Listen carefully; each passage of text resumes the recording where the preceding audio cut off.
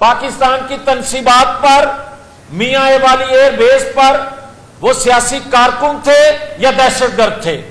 उसका मास्टरमाइंड दहशतगर्द था या एक जमात का मकबूल लीडर था? इंसाफ जो है वो हर वक्त हर एक के लिए होना चाहिए। मैं जो कहता हूं, मैं तो कहता हूं नवाज शरीफ को भी इंतखाबात से पहले इंसाफ मिलना चाहिए, और मैं कहता हूं कि पीटीआई के चेयरमैन को भी इलेक्शन से पहले इंसाफ मिलना चाहिए। जो प्ले बॉय था उसको पढ़े लिखे जस्टिस जो थे, जो इंसाफ के मनसब पे थे, क्या उनको पता नहीं था कि जो दहशतगर्दी, और क्या पाकिस्तान की हिस्ट्री में 75 साल हिस्ट्री में मियां वाली एयरबेस पे आज तक दुश्मन को निगाह डालने की जुर्रत हुई थी? जो 9-10 मई को आपने किया। और फिर मैंने उस वक्त भी कहा था कि पाकिस्तान की तनसीबात पर हमला करने वालों को आप इंसाफ के कटहरे में जब तक नहीं लाएंगे यह सिलसिला रुकेगा नहीं। फिर आपने देखा 5-7 दिन पहले उसी मियां वाली एयरबेस पर दहशतगर्दों ने हमला किया। और क्या दहशतगर्दों के हमला करने वाले को आप सियासी कारकुन कहेंगे? आप जमहूरियत के पौधे को परवरिश करने की मेरे इंतहाई काबिल एहतराम दानश्वर, कुछ एंकर साहबान जिनका फन है, जिनके पास फन है कि लोगों की जहन साजी करते हैं, मुझे आज वही जवाब दे दें कि क्या 9-10 मई को जो हमला हुआ था पाकिस्तान की तनसीबात पर, मियां वाली एयरबेस पर, वो सियासी कारकुन थे या दहशतगर्द थे? उसका मास्टरमाइंड दहशतगर्द था या एक जमात का मकबूल लीडर था? और आज जो दहशतगर्दी हुई है मियां वाली एयरबेस पे, वो दहशतगर्द को भी आप कहेंगे कि मिट्टी डालो आगे बढ़े? नहीं हो सकता। ये रियासत है, ये पाकिस्तान है, ये आजाद पाकिस्तान है, ये 25 करोड़ अवाम का पाकिस्तान है। आप इस आड़ में कि जनाब 2018 में अगर गलत हुआ था तो क्या आज ठीक हो रहा है? मुझे कोई ये समझा तो दे आज हो क्या रहा है। अगर आप इसको होना कहते हो कि आप कहते हैं कि जनाब आज जो है वो फास्ट ट्रैक पे नवाज शरीफ को इंसाफ मिल रहा है, मैं तो कहता हूं फास्ट ट्रैक जो होता है वो चेहरा नहीं देखता, वो वक्त नहीं देखता। इंसाफ जो है वो हर वक्त हर एक के लिए होना चाहिए। मैं जो कहता हूं, मैं तो कहता हूं नवाज शरीफ को भी इंतखाबात से पहले इंसाफ मिलना चाहिए, और मैं कहता हूं कि पीटीआई के चेयरमैन को भी इलेक्शन से पहले इंसाफ मिलना चाहिए। और अगर कोई मुजरम है, मैं हूं या कोई और है, उसको भी इंतखाबात से पहले सजा इसलिए मिलनी चाहिए कि लोगों को पता चल सके, लोगों का माइंड ज़हन क्लियर हो सके कि कौन पाकिस्तान का खैरख्वाह है और किसको हमें हमारे ज़हनों को गलत तौर पर जो है ज़हन साजी करके बताया गया कि यही नया पाकिस्तान बनाने वाला है, यही आपके दुखों का मुदावा करने वाला है, यही सादिक और अमीन है। जो प्ले बॉय था उसको पढ़े लिखे जस्टिस जो थे, जो इंसाफ के मनसब पे थे, क्या उनको पता नहीं था कि प्ले बॉय सादिक और अमीन नहीं होता? मगर यहां तो किया गया। फिर आज जब हम तकाजा कर रहे हैं कि आईन कानून के मुताबिक चीजें होनी चाहिए, तो उसको कहते हो कि ये ड्यू प्रोसेस नहीं है। तो ड्यू प्रोसेस के मायने जरा देख ले। और जो आज हमें ये कहते हैं कि जनाब हम तो साथ थे जब वोट को इज्जत दो का स्लोगन था, आज और भाई मेरे बात यह है कि वोट को इज्जत दो का मतलब है कि आईनी अदारे आईनी हदूद में रहकर काम करें, उस पर आज भी हम सख्ती से पाबंदी करने की बात करते हैं, करते रहेंगे। मगर वोट को इज्जत दो का मायने ये हरगिज नहीं है कि वोट के बगैर मुझे बारी दो, ये नहीं होता। और कभी भी ये हो नहीं सकता कि जमहूरियत में या इंतखाबात में बगैर वोट के किसी सिलेक्शन कमेटी 2018 की तरफ देखा जाए और कहा जाए ये बारी मेरी। ये बारियां ये वोटर देता है, ये पाकिस्तान के अवाम देते हैं। जमहूरियत में इंतखाबात में यही होता है कि जिसको मेजॉरिटी इंतखाब जिसका करे उसका राइट है, उसका हक है, और किसी का हक ये हो नहीं सकता। तो मैं आखिर में ये जरूर गुजारिश करूंगा कि आज भी पाकिस्तान के तमाम अदारों से मेरी गुजारिश है कि किसी तौर पर भी ये तासर कायम नहीं होना चाहिए कि शायद मुनसिफाना इंतखाबात नहीं हो रहे, और इन लोगों की आवाजों को मजबूत नहीं होने देना या बनाए अपने किसी फेल अमल से कि ये आवाज मजबूत हो सके और इससे नुकसान इंतखाबात के नतीजे में 100% भी लोग जिसको मुंतखब करके लाएं उसी की हुकूमत बने, मगर ये तासर कहीं देने में ये कामयाब फनकार हो जाएं कि शायद ये 2018 का रीप्ले था। तो मेरी गुजारिश होगी कि तमाम पॉलिटिकल फोर्सेस से इंसाफ के तकाजे पूरे होने चाहिए, तमाम को लेवल प्लेइंग फील्ड मिलना चाहिए, तमाम को इंतखाबात में हिस्सा लेने का मौका मिलना चाहिए, मगर खुदा के लिए जो जमहूरी पौधा और 9 मई का पौधा है दोनों को बराबर ना देखा जाए। 9 मई के पौधे की परवरिश करने का मतलब यह है कि आप पाकिस्तान की ईंट से ईंट बजाना चाहते हैं, और जमहूरियत के पौधे की परवरिश करने का मतलब यह है कि आप वोट को इज्जत दो के बयानिए पे हैं कि वोट को इज्जत मिलेगी तो आईनी हदूद में अदारे रहकर पाकिस्तान को इस गर्दाब से निकाल सकेंगे।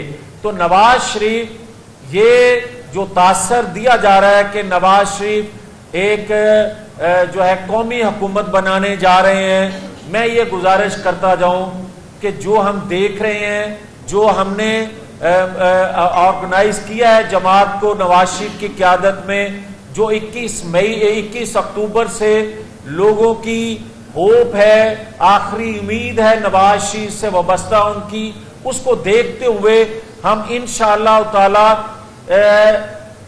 2013 से भी ज्यादा अक्सरियत हासिल करते हमें चीजें नजर आ रही हैं लोगों के तावन से, लोगों की वाबस्तगी से।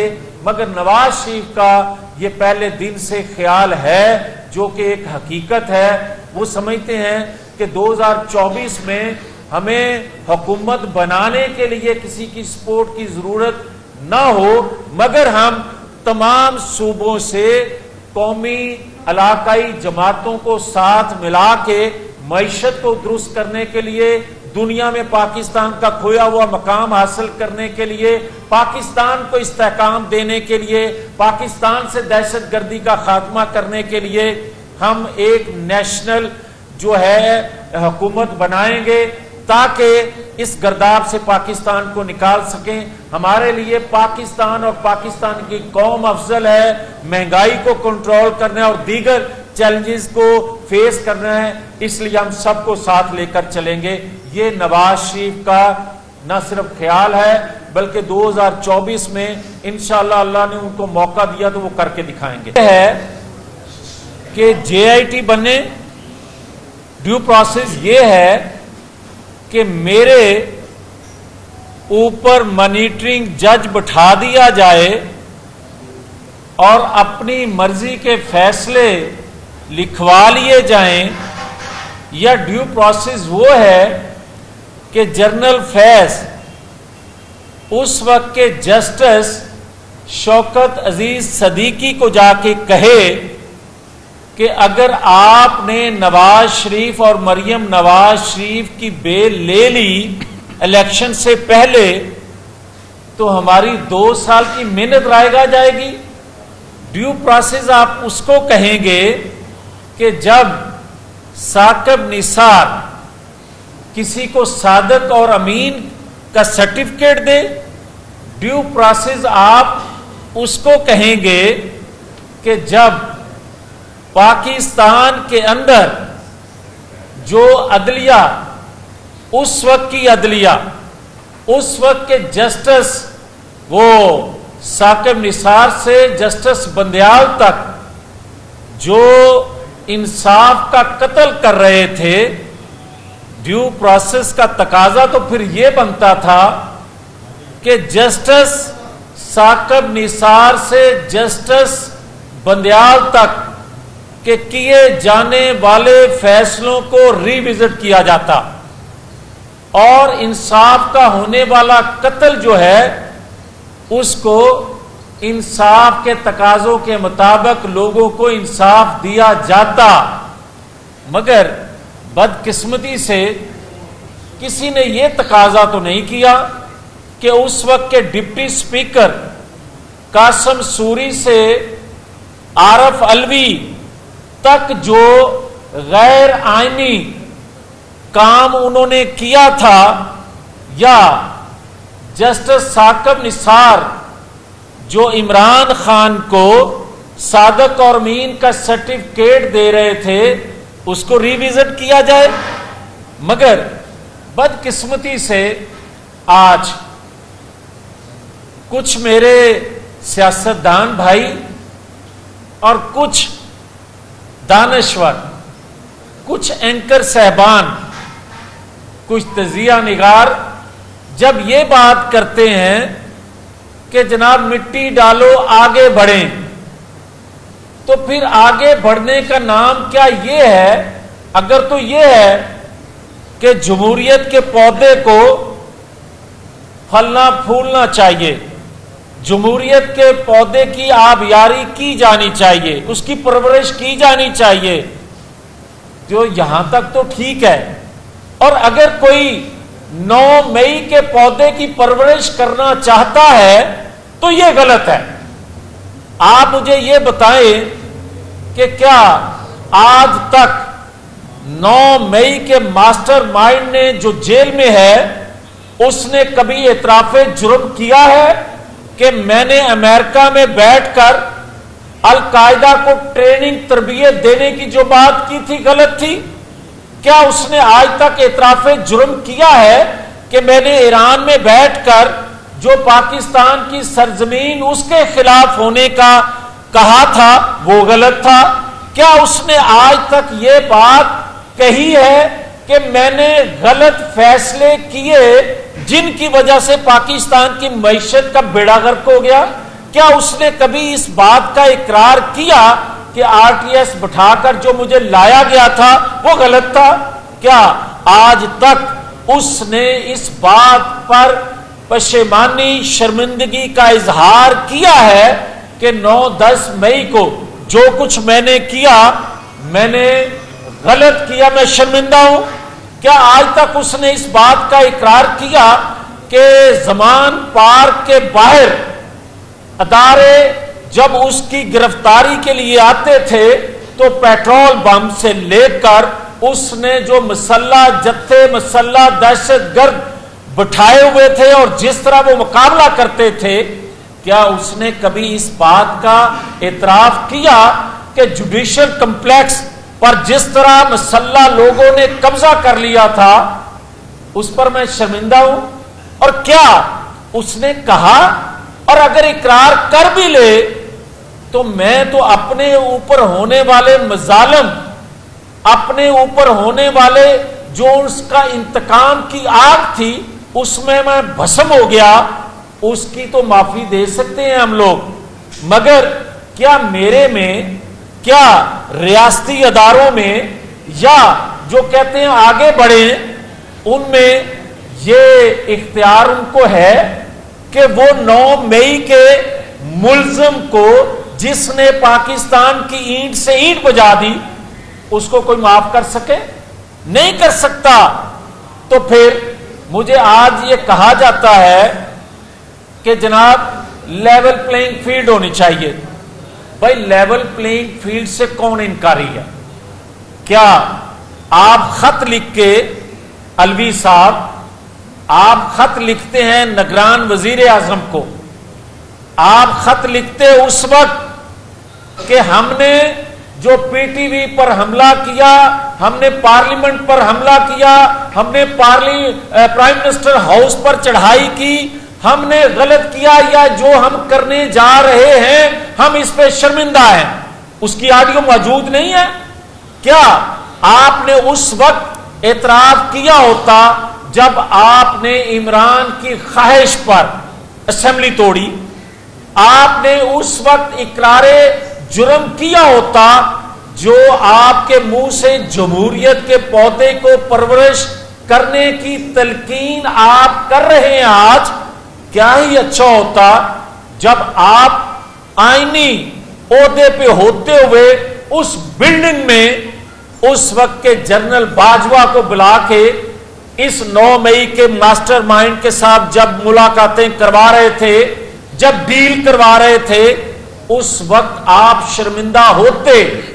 आप हमें उस वक्त भाषण दे रहे हैं या उस वक्त के माहौल को दोबारा पैदा करना चाहते हैं कि 9 मई का माहौल फिर से पैदा हो जाए और पाकिस्तान की रही सही जो साख है वो खत्म कर दी जाए?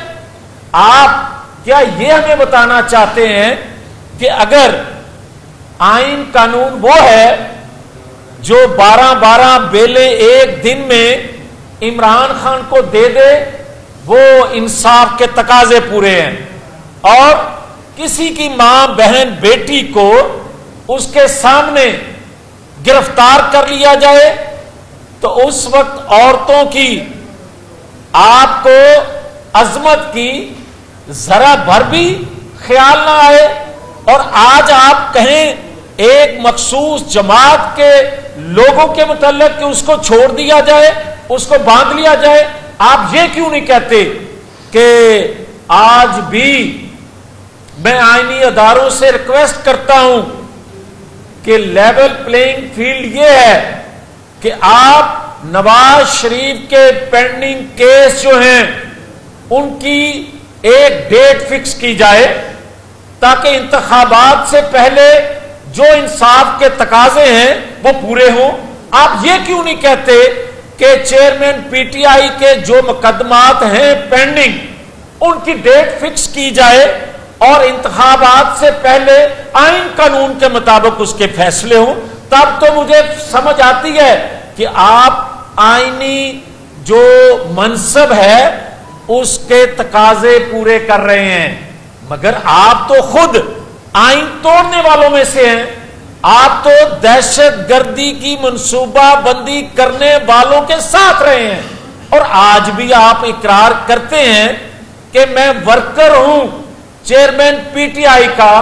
तो फिर चेयरमैन पीटीआई ने आप मजम्मत क्यों नहीं करते कि 9-10 मई को जो कुछ मास्टरमाइंड ने किया, जो कुछ 9-10 मई का जो मास्टरमाइंड चेयरमैन पीटीआई था, मैं उसकी मजम्मत करता हूं। आज भी आप उसके कारकुन हो तो मैं क्या समझूं कि जो दहशत गर्दी, और क्या पाकिस्तान की हिस्ट्री में 75 साल हिस्ट्री में मियां वाली एयर बेस पे आज तक दुश्मन को निगाह डालने की जुर्रत हुई थी जो 9-10 मई को आपने किया? और फिर मैंने उस वक्त भी कहा था कि पाकिस्तान की तनसीबात पर हमला करने वालों को आप इंसाफ के कटहरे में जब तक नहीं लाएंगे यह सिलसिला रुकेगा नहीं।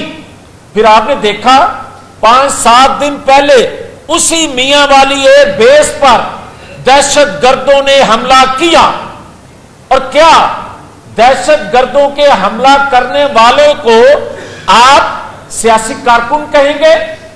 आप जमहूरियत के पौधे को परवरिश करने की मेरे इंतहाई काबिल एहतराम दानश्वर, कुछ एंकर साहबान जिनका फन है, जिनके पास फन है कि लोगों की जहन साजी करते हैं, मुझे आज वही जवाब दे दें कि क्या 9-10 मई को जो हमला हुआ था पाकिस्तान की तनसीबात पर, मियां वाली एयरबेस पर, वो सियासी कारकुन थे या दहशतगर्द थे? उसका मास्टरमाइंड दहशतगर्द था या एक जमात का मकबूल लीडर था? और आज जो दहशतगर्दी हुई है मियां वाली एयरबेस पे, वो दहशतगर्द को भी आप कहेंगे कि मिट्टी डालो आगे बढ़े? नहीं हो सकता। ये रियासत है, ये पाकिस्तान है, ये आजाद पाकिस्तान है, ये 25 करोड़ अवाम का पाकिस्तान है। आप इस आड़ में कि जनाब 2018 में अगर गलत हुआ था तो क्या आज ठीक हो रहा है? मुझे कोई ये समझा तो दे, आज हो क्या रहा है? अगर आप इसको होना कहते हो कि आप कहते हैं कि जनाब आज जो है वो फास्ट ट्रैक पे नवाज शरीफ को इंसाफ मिल रहा है, मैं तो कहता हूं फास्ट ट्रैक जो होता है वो चेहरा नहीं देखता, वो वक्त नहीं देखता। इंसाफ जो है वो हर वक्त हर एक के लिए होना चाहिए। मैं जो कहता हूं, मैं तो कहता हूं नवाज शरीफ को भी इंतखाबात से पहले इंसाफ मिलना चाहिए, और मैं कहता हूं कि पीटीआई के चेयरमैन को भी इलेक्शन से पहले इंसाफ मिलना चाहिए। और अगर कोई मुजरम है, मैं हूं या कोई और है, उसको भी इंतखाबात से पहले सजा इसलिए मिलनी चाहिए कि लोगों को पता चल सके, लोगों का माइंड ज़हन क्लियर हो सके कि कौन पाकिस्तान का खैरख्वाह है और किसको हमें हमारे ज़हनों को गलत तौर पर जो है ज़हन साजी करके बताया गया कि यही नया पाकिस्तान बनाने वाला है, यही आपके दुखों का मुदावा करने वाला है, यही सादिक और अमीन है।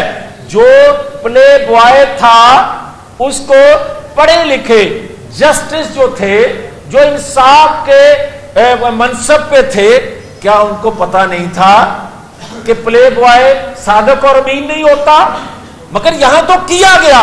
फिर आज जब हम तकाजा कर रहे हैं कि आईन कानून के मुताबिक चीजें होनी चाहिए, तो उसको कहते हो कि ये ड्यू प्रोसेस नहीं है। तो ड्यू प्रोसेस के मायने जरा देख ले।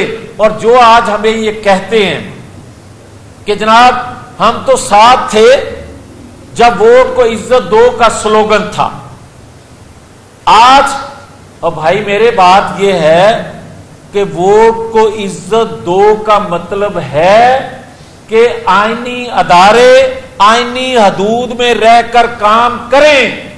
उस पर आज भी हम सख्ती से पाबंदी करने की बात करते हैं, करते रहेंगे।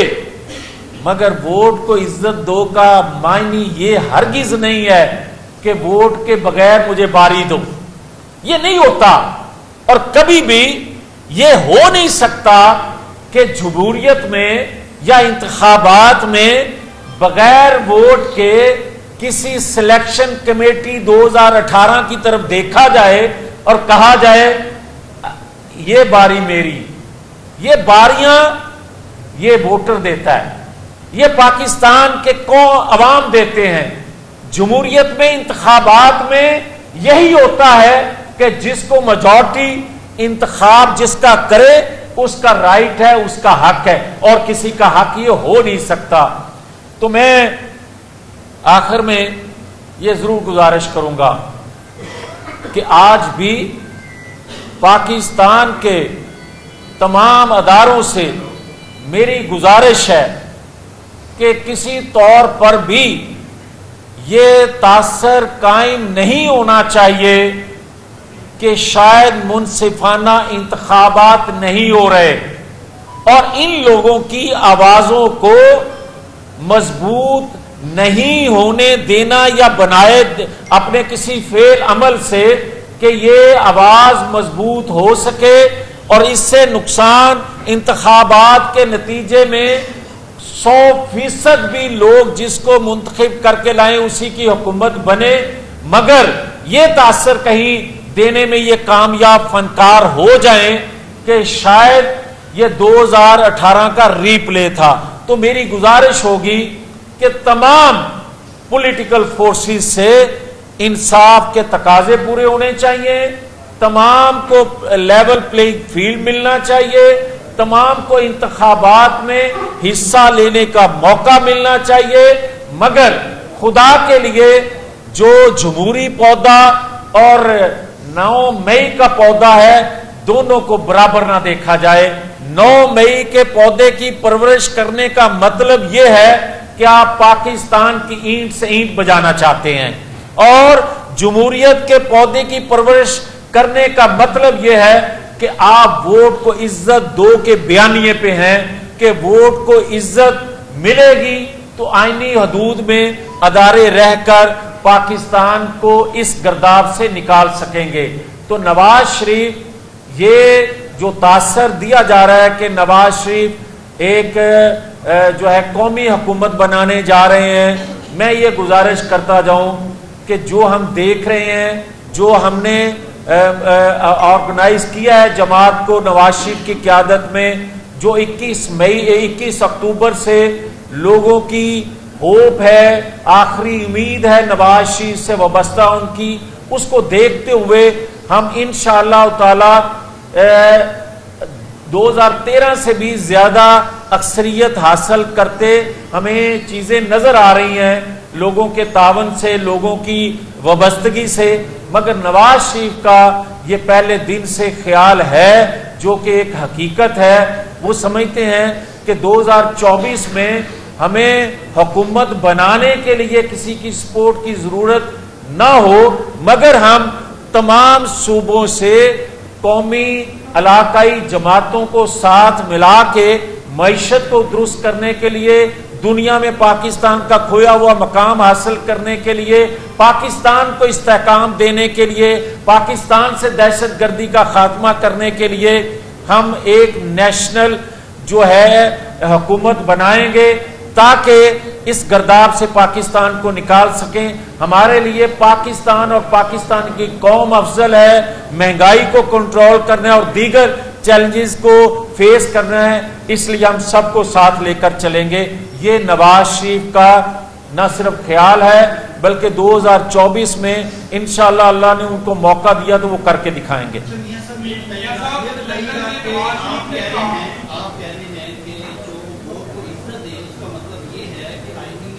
अदालत जो है वो अपने हुजूर में रहकर काम करें, तो मुस्लिम लीग नून समझती है कि उस नारे से हटने का मकसद ये है कि तमाम अदालत जो हैं वो आईनी हुजूर में रहकर काम कर रहे हैं। नहीं भाई मेरे, हटे तो हम है नहीं। मैं आपको ये कह रहा हूं कि जब अदारे आईनी हदूद में काम करना शुरू कर दें। YouTube पर गूगली न्यूज देखने के लिए youtube.com की सर्च बार में गूगली न्यूज टीवी टाइप करें। गूगली न्यूज के पेज पर सुर्ख रंग के सब्सक्रिप्शन वाले बटन पर क्लिक करना ना भूलिए। YouTube पेज पर अपलोड होने वाली वीडियोस से बाखबर रहने के लिए बेल आइकन पर क्लिक कीजिए। आपको हर नई वीडियो के बारे में नोटिफिकेशन मौसूल हो जाएगा।